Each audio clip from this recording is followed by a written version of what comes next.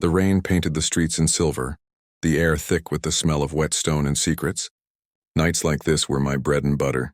I'm Whiskers, private investigator, problem solver, and the only cat in this city who can sniff out a lie faster than a fishmonger can gut a cod. It started with a knock on my door, or rather a frantic pawing. Old Man Joe from the fish market was dripping rain on my rug, eyes wide.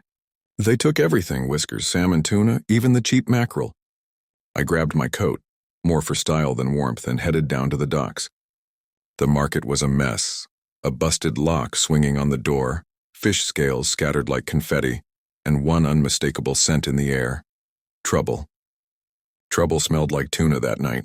The trail led me through narrow alleys, past the rusting cans behind Murphy's Deli and over slick fences.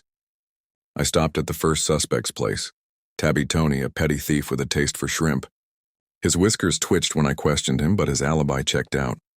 He'd been holed up in the Alley Cat Club all night, losing poker to a one-eyed Siamese. The scent pulled me onward until I caught sight of a shadow darting across a rooftop.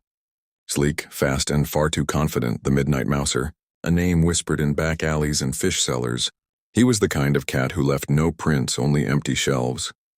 We raced across the rooftops, the city blurring beneath us. Rain soaked my fur, claws scraped wet tile, but I stayed on his tail. Every leap brought me closer. Finally, he misjudged a gap, and I pounced. We rolled, snarled, and clawed until he was pinned. I searched his stash. There it was, salmon, tuna, mackerel, all wrapped in burlap. But before I could gloat, a faint sound reached my ears. The click of claws on metal. Turning, I saw a small tabby kitten shivering under a crate. Mouser glanced at her, then at me.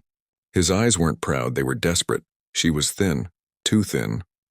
I sighed, loosened my grip, and took just enough fish to return to Joe. Mouser could keep the rest. The city's full of criminals, but some just need a warm meal.